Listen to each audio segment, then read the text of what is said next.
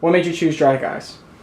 I was looking for that the technology that you guys use with The CarbonArmor? Yeah, yep. So I found it on the website and kind of actually found some articles and directed you to your website. So. Oh, cool.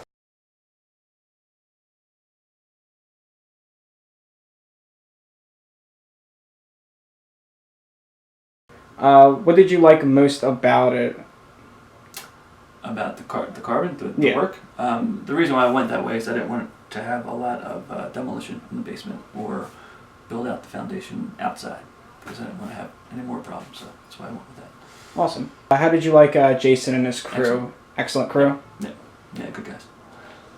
Any other thoughts about the job, Dry Guys? Anything else you'd like to say? Very professional.